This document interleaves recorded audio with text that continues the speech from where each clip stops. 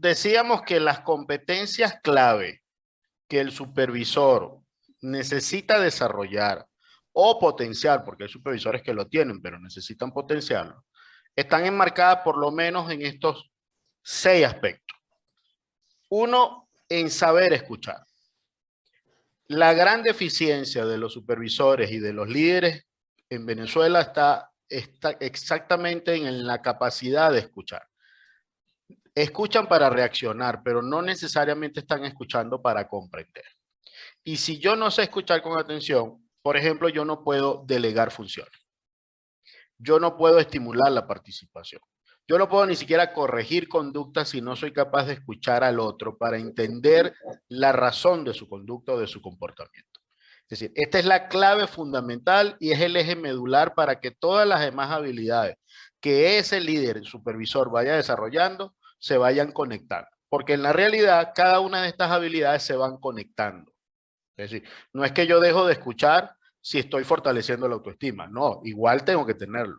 No es que yo dejo de escuchar si estoy corrigiendo una conducta. No, igual tengo que estar escuchando. Es decir, aquí hay una conexión completa. Y el segundo elemento es que este líder necesita tener herramientas para vigorizar o fortalecer el autoestima. Es decir, la realidad en este momento es que muchas veces el supervisor tiene que estar en capacidad de promover en el colaborador cómo avanzar con las tareas y las asignaciones que le estás dando. ¿Por qué? Porque, bueno, hay un conjunto de estímulos externos que están ocasionando que la gente también no se sienta motivada. No es solo por un aspecto laboral, es que el ambiente externo también está ayudando. Súmale a eso el hecho de que ahora tenemos una pandemia que todavía no sabemos cuándo se va a terminar. Cuando pareciera que ya se va a terminar, aparece una noticia que entonces ahora el Omicron tiene una característica nueva. Pareciera una matemática exponencial este Omicron, ¿no? Cada vez que pensamos que ya está listo, algo aparece nuevo. Entonces, eso también está estimulando en que la gente no esté totalmente concentrada, está estimulando en que la gente necesita que alguien nos escuche y que sea capaz de fortalecerle la autoestima y además ir más allá, ser capaz de reconocer que tiene la capacidad para hacer las cosas. Pero además de eso, este líder necesita tener consciente de que no siempre él tiene que dar la respuesta y la solución a todos los problemas. Muchas veces la solución al problema lo tiene el colaborador que ejecuta la tarea. Y para yo poder saber cómo él ve la situación y cómo él puede modificar o darnos ideas novedosas, necesito estimular la participación. Para eso hay que tener un protocolo, un conjunto de pasos que voy a ejecutar para alcanzar ese objetivo. Pero además hay una situación muy particular que en los últimos años se ha venido incrementando, que es la resistencia al cambio. El hecho de que yo cambie un método de trabajo, que yo cambie hasta un formulario, o que como consecuencia de la pandemia tuvimos que cambiar los modos de trabajo y que ahora le estamos diciendo a la gente, bueno, ahora vamos a regresar a la oficina. Anteriormente quizás hacíamos buena parte de la tarea desde la casa, pero ahora vamos a regresar a la oficina. En aquel momento fue una resistencia al cambio, pero ahora decirle vamos a regresar a la oficina también puede ser que te consigas con una resistencia al cambio. Bueno, ¿qué cosas debo hacer yo como líder, como supervisor, para reducir en la medida posible eso? Porque la resistencia al cambio siempre va a existir. Y vamos a ver un poco más adelante que hay factores específicos que te llevan o que llevan a las personas a tener esa condición de resistencia al cambio. Y sumado a eso, el líder y el supervisor tiene que saber delegar funciones y tareas. Sin embargo, tú te puedes conseguir en la práctica gente que tiene unas barreras extraordinarias para delegar, que les cuesta muchísimo delegar. Y muchas veces eso está asociado a unos sentimientos muy particulares de temor, de que si yo delego la gente no va a hacer las cosas como yo quiero, o a la velocidad que yo quiero, o peor aún, te puedes conseguir con gente que dice, es que si yo delego pierdo el poder. Es decir, en pleno siglo XXI tú todavía te consigues con esa realidad en muchas organizaciones. Pero este líder además tiene que tener conocimiento clave de la ley orgánica del trabajo y las leyes conexas. ¿Por qué? Porque todas esas leyes regulan hasta dónde yo como líder puedo llegar qué cosas puedo reforzar y qué cosas no puedo hacer. Ese conocimiento jurídico, de las cuales Yuri son especialistas en la materia y son los que fortalecen estos temas, son claves para poder corregir conducta y para, inclusive en un momento determinado, ejercer disciplina desde la visión de una notificación de falta o de una notificación de incumplimiento. Sí, yo debo saber cuál es la conducta que de acuerdo a la norma, oye, está fuera de la ley. Y que si yo tengo que hacer una notificación de falta, pues yo tengo que justificar realmente lo que desde la conducta del trabajador está fuera de la norma, fuera del contrato colectivo o de las normativas internas que inclusive en la organización podamos tener. Entonces, bajo ese esquema vamos a estar hablando hoy. Desde estos distintos parámetros, no vamos a tocar el aspecto legal porque eso es un tema específicamente de Yuri, pero es importante que como líderes estemos conscientes de que esa es una habilidad importante que tenemos que desarrollar. ¿Ok? Ahora, si entramos en la primera habilidad y entendamos como habilidad que en el fondo lo que estamos haciendo es saber pensar para actuar, porque la habilidad tiene mucho que ver con el uso del intelecto. Los líderes necesitan saber pensar para actuar y por eso estamos hablando de enseñar habilidad. Si vamos a hablar de escuchar con atención, el escuchar con atención básicamente, ¿qué es? Es un esfuerzo consciente. Y el hecho de que sea definido como un esfuerzo consciente significa que yo tengo que, en primer lugar, eliminar todos los distractores que tenga a la mano. Porque si Meli viene a conversar conmigo, pero yo estoy metido en mi teléfono y le puedo decir, sigue hablando que yo te estoy escuchando, eso no es cierto, yo no te estoy escuchando. Porque el escuchar con atención implica que además yo debo mirarla, yo debo estar asentando con la cabeza y utilizar algunas frases que le diga al otro que lo estoy siguiendo. Porque a diferencia de otros mamíferos, los seres humanos, el cartílago de la oreja es muy duro. Por eso es que nosotros no podemos mover las orejas hacia los lados. Y menos mal, porque además sería horrible hacer eso, ¿no? Eso sería espantoso. Entonces, ¿qué tengo que hacer? Tengo que utilizar algunos recursos adicionales. El mirar a la persona, utilizar frases como ok, entiendo, que le digan al otro te estoy siguiendo. Y ser capaz no solo de identificar lo que me está diciendo verbalmente, sino que quizás dentro de su gestualidad hay cosas que son más importantes que lo que verbalmente me pueda decir. Entonces, el líder necesita desarrollar esta habilidad. ¿Para qué? No es para responder, es para comprender primero. Cuando yo soy capaz de comprender cuál es el pensamiento que hay detrás de lo que me estás diciendo y cuál es la emoción o el sentimiento que hay detrás de lo que me estás diciendo, yo puedo perfectamente generar preguntas para indagar aún más. Yo puedo perfectamente corroborar porque estoy parafraseando lo que tú me has dicho. Y yo ahora puedo estimular que inclusive tú me des soluciones a los planteamientos de los problemas que quizás tú me estás haciendo llegar. Ahora, ¿qué pasa aquí? Que generalmente existen barreras.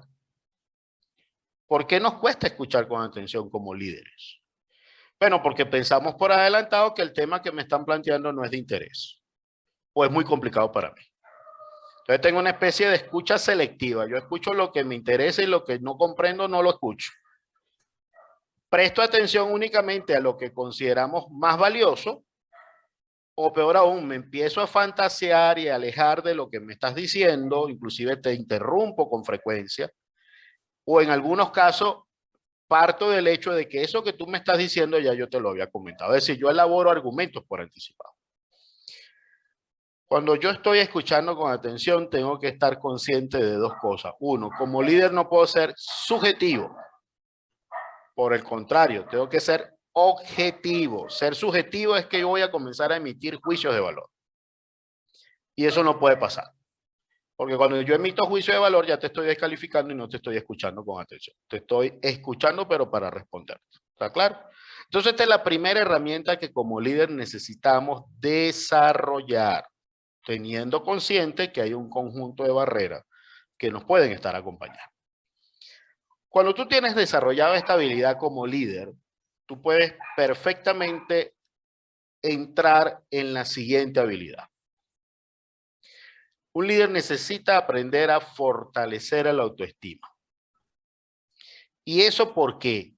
Porque cuando usted logra fortalecer el autoestima, usted genera varios beneficios.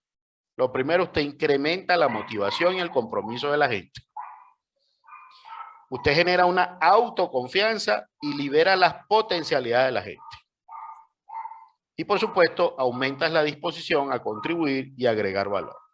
Permite un momentico, Meli, que tengo Claro. un ruido cerca que me está afectando.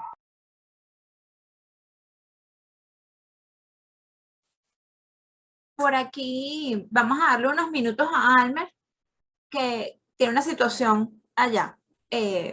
Bueno, él que bien más temprano arrancaba hablando de que definitivamente han cambiado las formas de prestar servicios y de las maneras como nos acercamos. Sin embargo, le quiero decir a María que acabo de leer sus comentarios. En lo que tengamos un minuto se los voy a compartir a Almer para que los involucremos en la conversación. Estoy pendiente del chat, así que pueden ir dejando sus comentarios por allí sin ningún problema. Listo, teníamos un distractor por ahí. Regresó. Ok. Entonces les decía que cuando ya yo desarrollo la escucha activa, como líder ahora puedo entrar en una segunda habilidad muy importante, que es el fortalecer la autoestima de la gente. ¿Por qué? Porque en la medida que yo logre que la gente se sienta motivada y que la gente se sienta comprometida, por supuesto va a dar mejores resultados. Hay dos técnicas básicas para generar esto y vamos a verla de alguna manera. Sin embargo, para verla en detalle, es importante tener muy consciente que si como líder yo tengo la tendencia a lesionar a la gente, yo voy a afectar directamente su autoconfianza. Y puedo generar como consecuencia de que la gente entre en apatía. Peor aún, puedo generar que como consecuencia alguien entre en lo que se llama un agresivo pasivo. Es decir, yo comienzo a protestar a toda figura de autoridad, aunque yo necesariamente no estoy quemando caucho allá afuera. Simplemente estoy retrasando cosas, se me olvidan las instrucciones que me dan, no las entrego a tiempo, etcétera, etcétera. Y genero que la gente pierda el compromiso. Por supuesto, esto nos lleva a un elemento superior. Cuando hay una lesión permanente de la autoestima de la gente, se deteriora la relación laboral. Hay un elemento aquí que es muy importante. El compromiso. Ya hoy en día se sabe desde el punto de vista neurológico que va a tener impacto positivo en la medida que como organización nosotros logremos que la gente se sienta de alguna manera cómoda con su trabajo, que ame lo que está haciendo y que además se sienta reconocida. Neurológicamente, esos tres elementos que acabo de decir están asociados a tres hormonas que los líderes, y hoy en día hablamos de neuroliderazgo, necesitan tener presente. Yo tengo que generar que la gente tenga dopamina para que idealice su centro de trabajo y lo que hace. Yo tengo que generar que la gente se le suba la serotonina para que se sientan cómodos en el ambiente laboral donde desarrollan sus actividades, pero además tengo que generar que tengan alta la oxitocina para que sean fieles al trabajo y a la organización a la cual están. Es decir, el compromiso no solo lo podemos ver desde el punto de vista conductual. El compromiso hoy en día ya sabemos que tiene inclusive un componente hormonal. Y eso lo logran los supervisores a través de herramientas como el poder reconocer lo que la gente hace. Entonces, bajo ese esquema, el vigorizar la autoestima tiene que estar parado en dos grandes habilidades. Como líder yo tengo que saber suministrar reconocimiento. Y no estoy hablando de reconocimiento pecuniario, ojo. Estoy hablando de reconocimiento a partir de una conducta observada que yo quiero resaltar y quiero reforzar.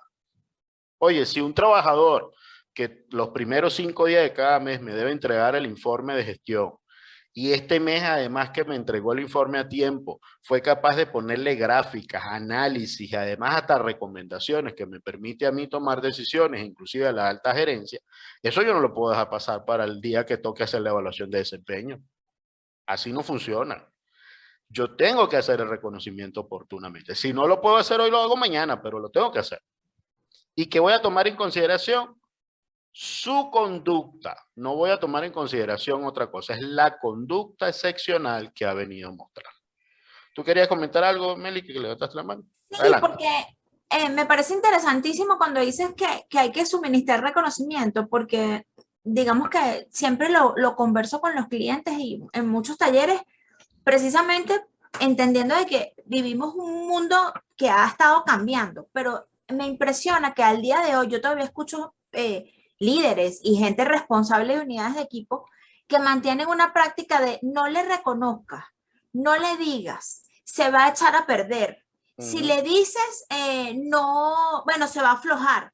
Entonces, Claro, insisto yo tanto en que eso definitivamente es una práctica negativa, porque sí, si tú tienes a alguien que está haciendo algo o que tuvo la, digamos, incluso la proactividad, porque a veces sale no del ejercicio natural de sus funciones, sino de que decidió, como quien dice, recorrer la milla extra. Y tú eso no lo correcto. tomas en cuenta, definitivamente no va a ocurrir más. Claro, claro. Porque aquí hay que partir de algo. ¿Para qué alguien es capaz de correr la milla, como dices tú? ¿Cómo es que yo salté una talanquera más alta? ¿Para qué lo hice? Básicamente para mostrar el potencial que tengo. ¿Y eso Correcto. qué quiere decir? Que quiero que me veas hasta dónde yo soy capaz de llegar. Si a mí eso no me lo reconocen, esa conducta se apaga, no aparece más. Porque para el inconsciente de la persona es qué sentido tiene que yo esté mostrando todo el potencial que tengo si ni siquiera lo observo. Entonces, de alguna manera quemas la competencia de la gente. Por eso es que hoy en día sabemos que a nivel de competencia tú te puedes conseguir con gente que sabe lo que tiene que hacer, pero no lo dejan hacer, por eso no lo muestra. Yo tengo mucho que hacer, pero la organización me lo está dejando hacer. No, entonces no lo puedo mostrar. ¿Cómo evalúas hasta dónde yo puedo llegar si no me dejas mostrarlo? Entonces, el suministrar reconocimiento es una habilidad clave en este preciso instante, donde la gente está dando lo mejor de sí Claro. para obtener los resultados y yo tengo que fortalecer. Pero teniendo muy claro, son conductas excepcionales y yo no voy a estar reconociendo todo. Tampoco podemos pensar que esto es, bueno, cualquier cosa que hizo, reconócelo. No, no, son conductas excepcionales. Y para eso hay un protocolo, es decir, ¿cómo se lo voy a decir? Pero el otro elemento casado a esto es el expresar confianza. El expresar confianza está estrechamente ligado con lo que se llama el efecto Pigmalión. ¿Eso qué quiere decir? Cuando yo te delego una tarea o una función de alto impacto, yo tengo que dejarte claro que yo confío en que tú lo puedes hacer. Si eso yo no lo digo en algún momento, y quizás la persona a quien le estamos delegando eso tiene algún tipo de temor con el nuevo reto que le estás asignando. Si yo no lo digo, yo no lo estoy empujando en positivo para que lo haga. El decirle a un colaborador, yo estoy seguro que tú lo puedes lograr porque tú tienes las competencias, tienes las habilidades para hacer eso y además porque además estoy consciente de que en tareas similares tú has tenido muy buenos resultados, es muy probable que él no dé los resultados porque eso yo no se lo expresé. El efecto Pigmalión es fundamental desde el punto de vista del liderazgo. Pero tú te puedes conseguir con otro efecto que muchas veces lo vemos en los colaboradores, que es el efecto Galatea. El efecto Galatea, ¿qué es? Cuando yo soy capaz de decirte, oye, asígname a mí esa responsabilidad que yo estoy seguro que lo puedo hacer. Si yo como líder no capté ese mensaje y aquí la escucha activa otra vez entra en vigor, pudiese estar limitando a ese colaborador. No, no, tú no tienes la competencia para eso, a ti no te puedo asignar eso. No, si a mí un colaborador me viene con esa conducta, lo que hago es preguntarle, ok, cuéntame qué podrías hacer para cumplir con esa tarea. ¿Qué estoy haciendo con esa pregunta? Validando que él tiene el conocimiento y la experticia para poderlo hacer. Si la tiene y yo se lo pudiese delegar, perfecto. Si no la tiene, entonces no lo limito. Lo que hago es preguntarle, ok, partiendo de que no tienes toda la habilidad, ¿qué crees tú que te hace falta para que lo puedas hacer? Entonces, como líder, además, yo tengo la responsabilidad de desarrollar a mi gente, de formar a mi gente, de generarle las competencias que yo quiero que él tenga para mañana. Porque además, dentro de mi pensamiento estratégico, como líder yo siempre tengo que pensar cómo hago que mi gente crezca para que mañana cuando a mí me toque crecer en la organización, él pueda inclusive estar en mi posición. Eso forma parte de esto. Entonces, el expresar confianza tiene que ver con eso, cómo genero en ti la sensación positiva de que yo estoy confiando en que tú lo puedes hacer. Y las estadísticas lo muestran. Hay distintos estudios psicológicos que demuestran que cuando tú utilizas como recurso el efecto Pigmalión, la reacción de la gente es altamente positiva. El cómo lo vamos a hacer, bueno, eso no lo vamos a ver en detalle aquí por el tiempo que tenemos. Eso forma parte de una formación que damos en Yuri donde van a ver todos los protocolos de cómo se hace cada una de estas habilidades. Pero estamos dando el enlace para que entiendan cómo estas habilidades se van conectando. Ahora, cuando ya yo sé escuchar con atención, ya yo sé fortalecer la autoestima a través de estas herramientas, yo puedo estimular la participación de la gente. Es decir, como jefe o como líder, usted no siempre tiene la mejor solución. Muchas veces las mejores soluciones, las mejores ideas, las innovaciones vienen del equipo de trabajo. Pero para que yo pueda lograr eso, yo tengo que abrir el espacio para que la gente lo pueda hacer. Entonces, estimular la pregunta, ¿qué es? Es hacer preguntas. Estimular la participación es hacerle preguntas adecuadas a la gente para que me dé respuesta a cosas como el qué, el dónde, el cómo y el cuándo. Y esa habilidad de estimular la participación me ayuda además a que la gente se comprometa, porque una cosa es cuando eres tú quien me da las soluciones a los problemas a cuando siempre te la doy yo. Cuando usted utiliza estimular la participación, usted genera una sensación muy positiva en la gente porque se ven reconocidas. ¿Qué significa? Oye, mi jefe me está tomando en cuenta para resolver cosas.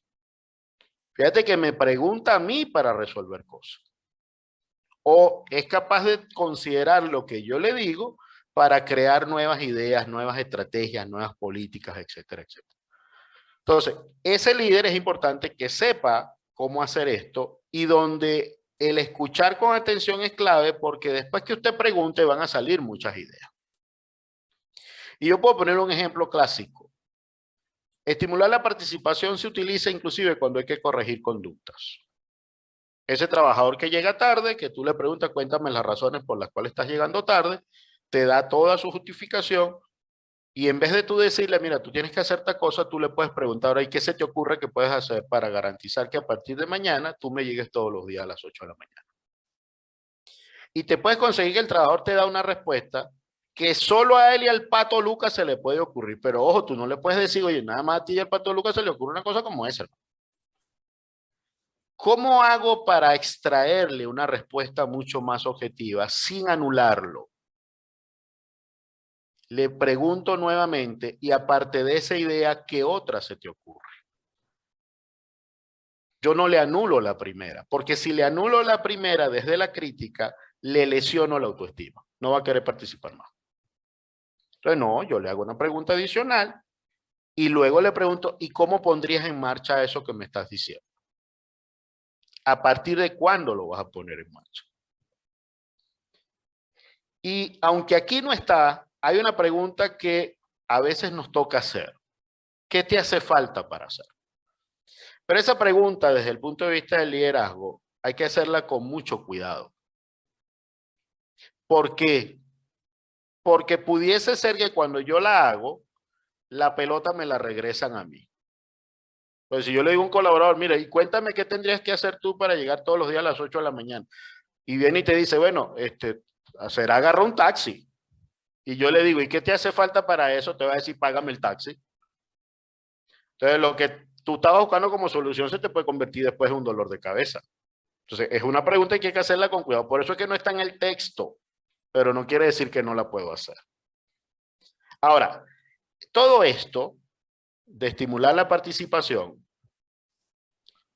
me ayuda a conocer en particular las necesidades, los deseos y las inquietudes de la gente. Tus colaboradores siempre te van a hablar desde sus necesidades, de sus deseos y sus inquietudes.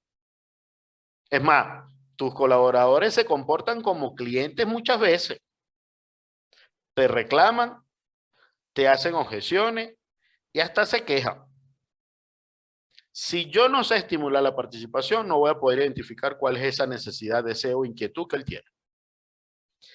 El estimular la participación me permite determinar los cursos de acción, pero propuestos por ellos, no necesariamente siempre los míos. Y puedo además detectar cómo la gente percibe y piensa acerca de las dinámicas y cosas que están pasando. Es decir, yo necesito saber hacer preguntas para entender el mapa mental del colaborador. Si yo no lo puedo identificar, no lo puedo entender. Y por supuesto, estimular te va a ayudar a crear distintas formas de innovar cosas dentro de tu área, dentro de tu dinámica, dentro de la organización. Entonces se darán cuenta que es una herramienta clave para resolver cosas, para mejorar cosas y para generar nuevas ideas. Entonces se darán cuenta que cada una de estas habilidades se van conectando.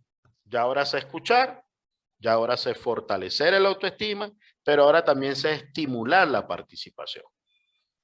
Eso, como 3 herramientas clave, me van a permitir ver las oportunidades en que yo debo aplicar esto. Entonces, ¿cuándo yo voy a aplicar esta habilidad?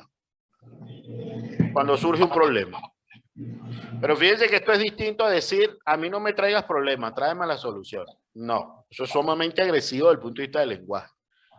Distinto es que si alguien me plantea un problema, yo ahora le puedo preguntar, ¿y qué propones tú para resolverlo? ¿Qué idea se te ocurre? Cuando asigno nuevas tareas, yo tengo que preguntar. Y más que tareas, funciones, porque las funciones son de mayor impacto. Si yo tengo que mandar a un colaborador a que abra una oficina operativa en Santa Elena de Guairén y que no puede venir durante 3 meses, seguro que yo tengo que preguntarle cómo se siente con ese reto. Porque es probable que él me va a decir, oye, déjame pensarlo, porque yo tengo un hijo que tiene apenas 2 meses, o estoy recién casado, o qué sé yo. Y si eso yo no lo pregunto, probablemente él se va, pero no me va a dar los resultados esperados. Y también voy a utilizar esta habilidad cuando estoy cambiando procesos o métodos de trabajo. Tengo que saber preguntar. ¿Cuáles son los beneficios? Ya sabemos que vas a lograr que la gente aporte nuevas ideas, logras la aceptación y compromiso con nuevas metas y decisiones que se adoptan porque tú lo estás involucrando, incrementa la autoestima de la gente y la motivación porque lo estás tomando en cuenta y propicias el desarrollo del equipo de trabajo. Entonces se darán cuenta que esta habilidad es clave para lograr muchas de las cosas que como líder o supervisor yo quiero lograr en la gente. ¿Alguna pregunta hasta ahora, Meli? Bueno, no tenemos una pregunta, sin embargo, una participante más temprano nos dejó algunos comentarios, te los voy a leer. Dice, ser supervisor hoy en día es más complejo, ya que la pandemia y la situación económica ha generado en el personal mucha violencia y mala actitud. Es como si estuviésemos enfermos. Ahora cualquier observación se le hace al trabajador y parece que fuese una agresión. Más adelante dice, como recursos humanos hay que ser abogado del diablo. Siempre les digo a los supervisores que debemos ser como los curas, dice ella, a escuchar, orientar y ser empáticos con los colaboradores base. De hecho, el supervisor debe manejar la información de manera cuidadosa, ya que si bien sabe que la empresa está pasando por momentos difíciles, por ejemplo, y no por eso debe transmitir la negatividad al personal base. A mí me llama mucho la atención cuando ella dice que efectivamente la pandemia nos ha generado una situación complicada y cualquier observación que se le hace al trabajador se toma negativamente. Pero yo, sin embargo, atajaría eso allí y diría que no específicamente por la pandemia, sino que hay otros elementos que han sumado a esto y entonces tenemos colaboradores que han como que perdido un poco el norte acerca de tu rol como colaborador y del rol de tu supervisor. Exactamente. Y creo que en parte ahí hay como que elementos que tú bien decías más temprano que son jurídicos y que hay que atender. Y de hecho, ahorita pones un ejemplo interesante acerca del colaborador que vas a mover de sitio. Entonces, ahí hay varias cosas que atender y yo siempre digo que lo primero que tenemos que atender como supervisor es tener claro cuál es el contrato de trabajo que tú pactaste con tu colaborador. Porque en la medida en que tú tengas claro cuál fue como que dice, el escenario de juego que ahí se planteó, entonces tú vas a tener claro dónde están tus límites y dónde están tus parámetros. No solo tú Claro, como supervisor, sino él como colaborador. Y eso quizás claro, ayuda a mejorar un poco este clima que describe María en su comentario. exacto. Fíjate que eso que tú dices es lo que nosotros en recursos humanos hablamos de, yo siempre tengo que revisar los procesos primero antes de la gente.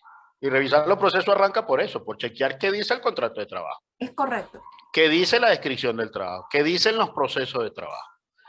Y tener muy consciente que cualquier intervención que yo haga con la gente siempre debe ser a partir de conducta observada. No puede ser subjetiva.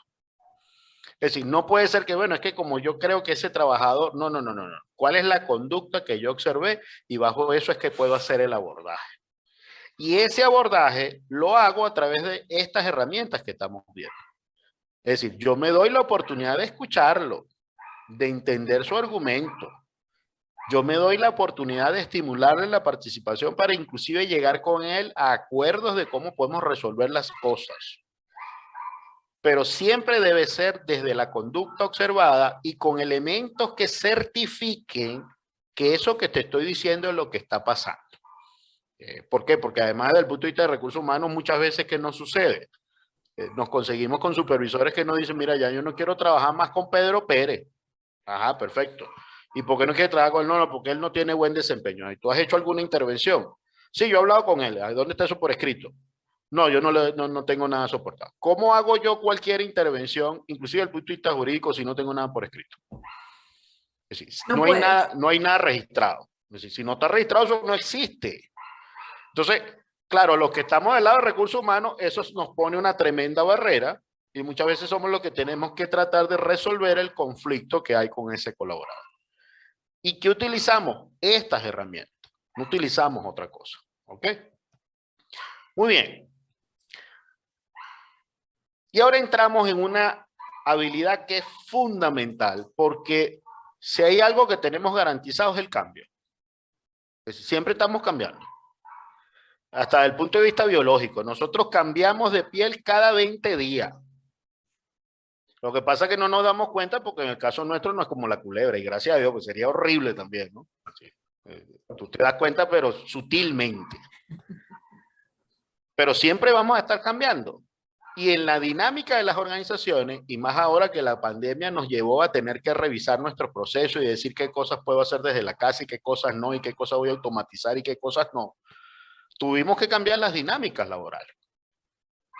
Pero cuando tú introduces un cambio sin planificación, y aquí está la palabra clave, sin planificación, tú vas a generar en la gente una sensación de amenaza.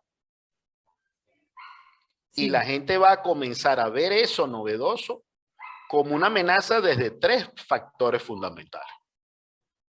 O lo ve desde el punto de vista económico, porque eso me toca en negativo mi bolsillo. O lo ve desde el punto de vista psicológico, que es el mayor, que le da la sensación de inseguridad porque él no sabe si él tiene las habilidades o la destreza para eso que es nuevo. Y si no lo sé hacer, ¿qué pasaría si no lo sé hacer? Existe la posibilidad de que yo pierda mi trabajo, por ejemplo. O hay un tercer factor que tiende a suceder cuando tienes que mover a la gente de un área a otra. Bueno, antes trabajaba en el departamento de mercadeo, pero ahora te vas a ir para el departamento de facturación, por ejemplo. Pero yo no conozco a la gente de facturación. O lo que yo conozco de ellos, la información que tengo no es muy buena. El hecho de tener que mudarme para allá y tener que convivir en un nuevo espacio social, por supuesto que va a generar resistencia al cambio. La Universidad de Harvard dice claramente que todo conflicto organizacional, el 80% es un problema de proceso y el 20% es un problema de gente. Es decir, Si yo voy a introducir cambios en la organización, lo primero que yo tengo que hacer es planificar el cambio. Si yo no puedo hacer cambios a las ligeras, a menos que sea una situación de última instancia, que no me quede más remedio. Pero lo ideal es que yo haga cambios planificados. Y cuando yo voy a hacer cambios planificados, yo tengo que tener muy claro cuál es la razón de ese cambio. Ese es el primer elemento desde el punto de vista de la planificación. Yo tengo que tener claro cuál es la razón del cambio. ¿Para qué yo lo hago? Yo tengo que tener muy claro cuáles son los beneficios de ese cambio. Y ojo con esto, porque los beneficios no pueden ser pensados solamente para la organización. Los beneficios también hay que ser pensados para la gente. ¿En qué va a beneficiar esto a la gente? Una organización, una oportunidad, cuando comenzaron a colocar los cactahuellas para poder chequear las entradas y las salidas, la organización me decía, Almen, pero es que cuando comenzamos a plantear esto, la gente se molestó mucho porque decía que los estamos controlando. Yo les dije, ¿y cuál es el beneficio para la gente el que tú instales esto? No lo veían. Por lo tanto, si yo no lo veo, no se lo estoy diciendo a la gente. Y resulta que uno de los beneficios puede ser que el hecho de que instalemos eso, si mañana ese colaborador tiene que pedir que revisen que hay un pago que no le están haciendo correctamente, él ahora puede irse al área a pedir el reporte y con ese reporte se sienta con su jefe a decirle, mira, yo sí vine todos estos días puntualmente, aquí está, mira el registro de mi llegada. Y me están haciendo un descuento que no coincide con la realidad. Es decir, hasta eso que pareciera que es un instrumento para controlarlo, puede ser un instrumento que a él lo beneficia desde el punto de vista que le sirve como soporte para él poder hacer un reclamo en un momento dado. Entonces, todo cambio debe ser planificado y debe entrar en esos parámetros. Primero tengo que tener muy claro cuál es la razón del cambio. 2, cuáles son los beneficios de ese cambio. 3, ¿bajo qué esquema se va a llevar a cabo? Vamos a empezar primero en el área operativa, después vamos a empezar en el área administrativa, o lo vamos a hacer en paralelo. ¿Cómo vamos a involucrar a la gente en el cambio? Eso hay que tomarlo en consideración. Porque si yo soy capaz de involucrarlo, es más fácil que él se adapte a lo que queremos hacer. Y el último elemento que desde el punto de vista de planificación debo tomar en consideración es cuál va a ser mi speech para yo decirle a la gente el cambio que viene. Cuando nosotros hemos hecho ese tipo de ejercicio, inclusive en los diplomados de relaciones laborales que hemos hecho en la jurisprudencia, y hemos hecho esos ejercicios en vivo, los participantes se han dado cuenta que el simple hecho de haber planificado, inclusive hasta cómo se lo van a decir a la gente, los resultados son totalmente diferentes. El teléfono de la oficina, el número. ¿Alguien tiene un micrófono por ahí? Ya va, voy aquí a... Sí. Ok. Almer, voy a mutear todos y vuelves a abrir el tuyo. Ok.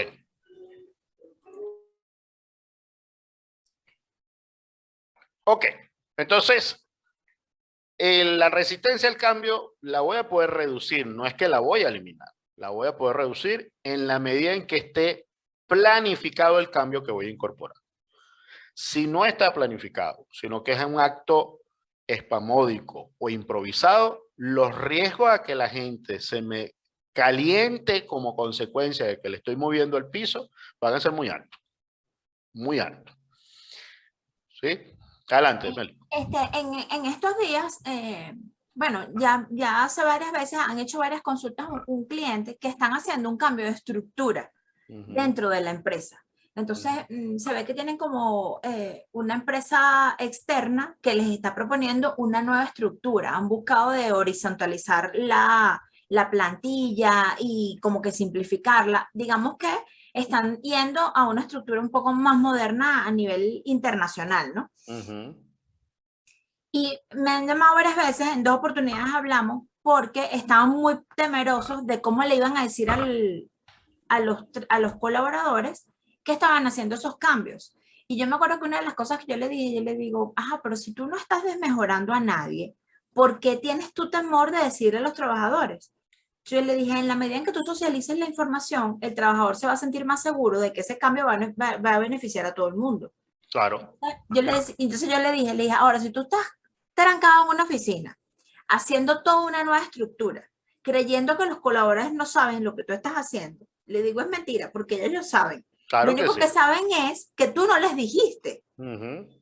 Entonces, si yo como colaborador estoy en una empresa y viene alguien externo a hacer un cambio de estructura, por ejemplo, y a mí nadie me ha contado, la sensación que yo voy a tener como colaborador es que van a disminuir el personal, va a haber una restricción de plantilla, un despido masivo, van a negociarle a la gente las renuncias. ¿Por qué? Bueno, porque si no me han dicho qué es lo que están haciendo es porque no les interesa que yo sepa. Claro, Entonces, claro. una de las cosas que yo le insistía, le digo, no estás desmejorando a nadie, le digo, no tiene por qué haber una resistencia. Le digo, la resistencia va a haber en la medida en que tú no le comuniques a la gente lo que estás haciendo. Exactamente, exactamente. Y eso tiene que ver con lo que hemos llamado de planificar el cambio. Claro. Porque dentro de esos factores que decíamos hace rato, hay un elemento adicional que hay que incorporar en la planificación, que es fundamental. El día que yo tenga que hacerle el despliegue a la gente de los cambios que estamos haciendo en la estructura, tomando como referencia el caso que tú nos estás poniendo, ya yo tengo que llevar elaborado las preguntas potenciales que la gente me va a hacer. Y las tengo que elaborar no pensando como pienso yo, sino como piensa inclusive el trabajador que yo sé que hace las preguntas más duras cada vez que hacemos una reunión. ¿Por qué? Porque en la medida que yo vaya preparado, y eso le llamamos preguntas potenciales, con esas preguntas potenciales, la respuesta a esas preguntas potenciales, yo voy a poder neutralizar cualquier comportamiento que me afecte el clima durante la reunión del despliegue. Y con eso reduzco altísimamente la inseguridad psicológica que la gente tiene. Pero si yo no los tomo en cuenta, como decía Amelia hace rato, el hecho de que la gente sabe que están haciendo un cambio, pero a mí no me dicen nada, por supuesto que yo voy a generarme cualquier cantidad de preguntas y ninguna de las preguntas son positivas. Ninguna. ¿Por qué? Por una razón muy sencilla. Porque la resistencia al cambio está muy asociada al miedo. Y el miedo genera pensamiento fatalista. Si esta gente está cambiando la estructura, seguro que a mí me van a votar. Esa es la primera pregunta que mucha gente se pone en la cabeza, o planteamiento que se pone en la cabeza. Entonces yo tengo que considerar el despliegue, pero eso tiene también que estar planificado. Tiene que estar elaborado, no lo puedo hacer improvisado, porque si no, ahí se me puede calentar por completo el escenario. ¿Sí? Ok.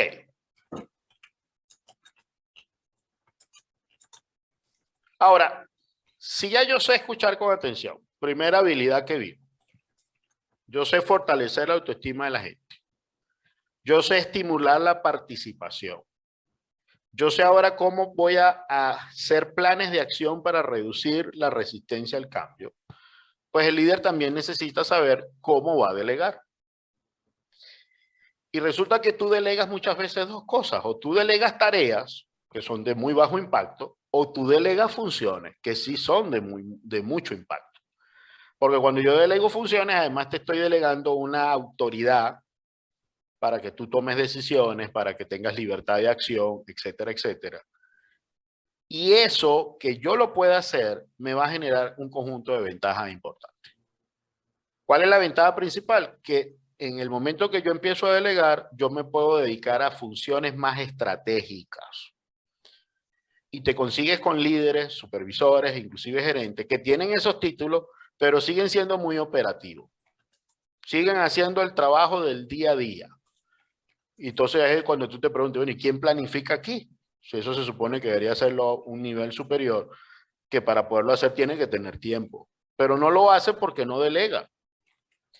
Tú te apoyas al máximo con las habilidades y la destreza de la gente, pero para hacer eso tú tienes que conocer a tu gente, tú tienes que saber cuáles son sus fortalezas, dónde es que son buenos, dónde es que tienen debilidades, y a partir de ahí yo hago delegaciones adecuadas. Es decir, yo hago delegaciones en función de lo que yo sé que la gente sabe hacer. Y lo que no sabe hacer, pues lo tengo que formar. Si yo no conozco a mi gente, yo puedo cometer errores en los procesos de delegación. Pero además yo contribuyo en la medida que yo estoy delegando, porque además le estoy dando a la gente la oportunidad de que aprenda cosas nuevas, de que asuma nuevas responsabilidades, yo los estoy desarrollando. Yo le estoy dando la posibilidad de que muestren todo su potencial para que inclusive mañana puedan asumir posiciones de otro nivel. Y eso me permite propiciar un clima de trabajo productivo, participativo. Es decir, la gente se siente mucho más cómoda en un ambiente en el cual el líder los involucra a la hora de ejercer funciones de otro nivel. Ahora, ¿cuál es la realidad que todavía hoy en día nos encontramos? ¿Qué te consigues con líderes que tienen barreras para delegar? ¿Basadas en qué? En sentimientos de inseguridad, de desconfianza inclusive. Y muchas de ellas es que yo no lo hago porque yo lo hago mucho más rápido y mejor. Si esa es tu creencia, la pregunta que yo te haría es, ¿y qué tendrías tú que hacer con tu gente para que lo pueda hacer rápido y mejor? Además que tendrías que definirme qué es para ti mejor y qué es rápido, porque no necesariamente yo lo tengo claro, ¿no? Pero eso significa que yo a la gente la tengo que formar para que lo pueda hacer bajo los criterios de calidad que yo tengo definidos. Y los criterios de calidad, ojo, siempre deben dar respuesta a 3 preguntas. ¿Qué quiero, cómo lo quiero y cuándo lo quiero? Si eso no está definido, seguro que no lo van a hacer como yo pensaba, pero yo no se lo he dicho. La otra creencia es pensar que esos colaboradores no tienen los conocimientos y las habilidades. Tu responsabilidad es lograr que los tengan. Porque si ya estaban ahí cuando tú llegaste como jefe y te das cuenta que no tienen la competencia, pues levanta la necesidad de formación y apóyate con la gente de talento humano para que lo forme y adquieran lo que tengan que adquirir. O me doy cuenta que yo no sé delegar, no sé cómo hacerlo. Es más, yo no sé ni siquiera hacer seguimiento o inclusive yo no sé coachar o acompañar al colaborador para que haga el trabajo con los criterios de calidad que yo le he dicho. Pero hay casos más extremos. Hay gente que no delega porque si delego yo pierdo el control. Es decir, ese es el tipo de líder que inclusive te dice con mucho orgullo, y quizás en el momento en que la Loximá y las supervisiones de INSACEL se hicieron muy en boga, antes de que eso pasara, yo me conseguí con muchos líderes que decían con mucho orgullo, yo tengo 3 años que no salgo de vacaciones. Y a veces cuando tú le preguntas, ¿y cuál es la razón por qué usted no sale de vacaciones? Es que si yo me voy de vacaciones, este departamento se cae. Tú el concepto que tenía ese líder con respecto a lo que significa delegar. Pierdo el control si me voy y delego. Y hay gente que además tiene un temor superior. Es que si yo delego todo y enseño todo, a mí mañana me pueden desplazar del puesto de trabajo. Es decir, él no entendió que además que él tiene la posibilidad de seguir creciendo en la medida que forme a la gente, pues tampoco es indispensable. Aunque suene chocante esa frase, pero eso es una gran realidad. Total. Hay gente que está allá afuera que lo puede hacer muchísimo mejor que yo. Por lo tanto, esa opción siempre existe. Pero si yo no tengo esa apertura, pues voy a tener grandes dificultades en mi desarrollo. Alguien que no delega al final es un candidato perfecto para tener un altísimo estrés y una altísima ansiedad. Porque está sobrecargado de cosas. Es decir, pretende ser Dudamel, pero que los músicos no toquen. Oye, viejo, usted no va a poder tocar todos los instrumentos, eso es imposible. Usted tiene que saber que hay gente que toca el violonchelo, hay gente que toca el violín, hay gente que toca la batería, y para eso usted tiene que delegar cosas. ¿Sí? Bueno, Meli, con esto lo que quiero resumir, antes de las preguntas, es que si como líder yo no desarrollo cada una de estas habilidades en detalle, además yo no puedo hacer 2 habilidades más que la vemos básicamente en el taller, que es el corregir conducta y el modificar el desempeño o mejorar el desempeño de la gente. Modificar o mejorar el desempeño de la gente siempre va a partir de que existe un criterio de evaluación de cómo lo debe hacer versus cómo lo está haciendo. Pero para yo hacer eso, yo necesito de todas las habilidades que hemos visto. Yo tengo que saber escucharlo, yo tengo que saber estimularle la participación para inclusive llevarlo a un acuerdo de conductas diferentes. Y si tengo que corregir comportamiento, pues también tengo que saber cada una de estas habilidades. Sumándole a este último aspecto de corregir comportamiento, que debo tener muy claro cuáles son los elementos jurídicos que como supervisor a mí me acompañan. Un supervisor tiene que tener muy claro, por ejemplo, qué dice el artículo 79 de la LOC y cómo se interpreta correctamente cada uno de esos literales. ¿Por qué? Porque si yo tengo que hacer una notificación de falta, pues la notificación de falta yo debo ser capaz de redactar ahí cuál es el artículo y el literal que ese colaborador no está cumpliendo. Pero también tengo que conocer el reglamento interno. Si no lo conozco, pues seguramente estoy haciendo intervenciones subjetivas, no partiendo de las conductas de la gente. ¿Ok? Bueno, Meli. No, y a eso me parece importante recordar y realzar el tema de que definitivamente tenemos que tener claro qué fue lo que nosotros pactamos inicialmente con nuestro colaborador y cuáles fueron digamos, las cosas a las que llegamos en el acuerdo en el contrato de trabajo. Correcto. Porque, bueno, porque si bien es cierto, hay una cantidad de herramientas que el patrono tiene como, en este caso el patrono o el representante del patrono, que sería el líder que se desempeñe en este momento, tiene una cosa que se llama el poder de dirección, eso tiene como unas limitaciones. Entonces, digamos que hoy Almer nos ha dado un abreboca de este tema y nos ha mostrado, digamos que una parte de lo interesante y de lo principal y lo importante que puede ser el desarrollo correcto de estas técnicas de supervisión. A ver, que por aquí nos están escribiendo. Shirley López nos dice, muy importante conocer la LOT, leyes inherentes a recursos humanos y reglamento interno o políticas de la empresa. Correcto. El material que está, aquí nos están preguntando Keila, que nos dice que si el material está siendo compartido. Por ahí antes también nos preguntó Carlos y yo les copié en el chat que tenemos algo mejor que compartir la presentación. La propuesta es hacer el taller en presencial para el mes que viene.